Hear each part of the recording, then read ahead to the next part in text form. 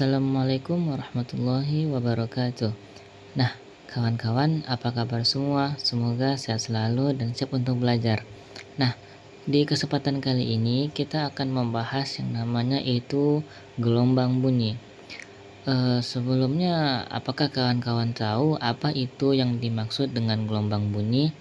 Nah, untuk penjelasan lebih lanjutnya, mari kita saksikan video berikut ini. Oke, baik, kita mulai dengan yang pertama, pengertian dari gelombang bunyi. Saat kalian mendengar suara Bapak ini, berarti kalian juga sedang mendengarkan gelombang bunyi. Jadi sebenarnya apa sih yang disebut dengan gelombang bunyi? Gelombang bunyi bisa didefinisikan sebagai sebuah gelombang longitudinal, yaitu gelombang yang arah gelombangnya sama dengan arah rambatannya, yang merambatkan energi di udara dari sumber bunyi sampai terdengar oleh pendengar. Tinggi rendahnya bunyi kita sebut sebagai frekuensi, satuannya adalah hertz, kemudian kuat lemahnya disebut amplitudo, dinyatakan dalam satuan desibel. Semakin besar amplitudo getaran sebuah gelombang, maka semakin keras bunyi itu kita dengar. Sebaliknya, semakin kecil amplitudonya, maka semakin lemah bunyi tersebut kita dengar. Selanjutnya adalah syarat agar bunyi tersebut dapat terdengar. Ada 3 syaratnya. Yang pertama itu ada sumber bunyinya, ada sumber getarannya. Yang kedua, ada media perambatannya. Media perambatan bisa berupa zat padat, cair, ataupun gas. Yang ketiga, adanya pendengar atau ada alat indera yang mampu menerima gelombang suara tersebut. Sebagai sebuah kesimpulan tentang karakteristik gelombang bunyi, bisa kita lihat sebagai berikut. Bersumber dari benda yang bergetar, merupakan gelombang longitudinal berupa rapatan dan renggangan, merupakan gelombang mekanik. Bunyi tidak dapat merambat dalam ruang hampa. Bunyi dapat dipantulkan, tinggi rendahnya ditentukan frekuensi, dan kuat lemahnya ditentukan oleh amplitudo. Selanjutnya tentang pengelompokan bunyi berdasarkan frekuensinya. Dapat dibagi menjadi 3, yaitu gelombang bunyi infrasonik, audiosonik, dan ultrasonik. Apa itu infrasonik, audiosonik, ultrasonik? Infrasonik adalah gelombang bunyi yang frekuensinya kurang dari 20 Hz. Contoh makhluk hidup yang dapat mendengar bunyi ini adalah jangkrik dan anjing. Selanjutnya audiosonik, gelombang bunyi yang bisa manusia kita semua dengar, antara 20 Hz sampai 20.000 Hz. Nah, gelombang inilah yang bisa kita dengar.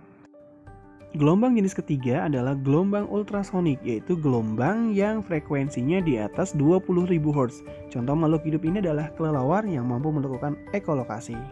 Adalah tentang salah satu karakteristik bunyi, yaitu bunyi dapat dipantulkan. Nah, berdasarkan pemantulan bunyi, terdapat 2 jenis pemantulan bunyi, yaitu gaung dan gema.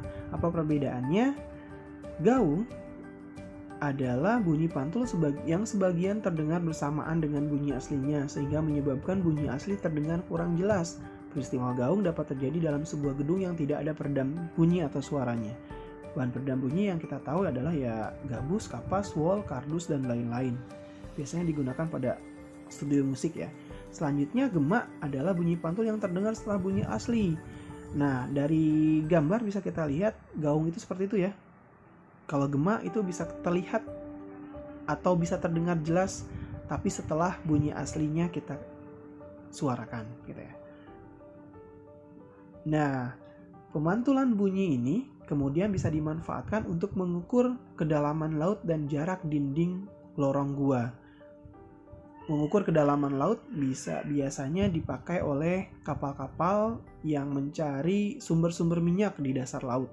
Nah, berdasarkan hukum pemantulan bunyi, sonar atau gelombang bunyi ditembakkan dari kapal kemudian memantul di dasar laut sehingga bisa diterima kembali di detektor.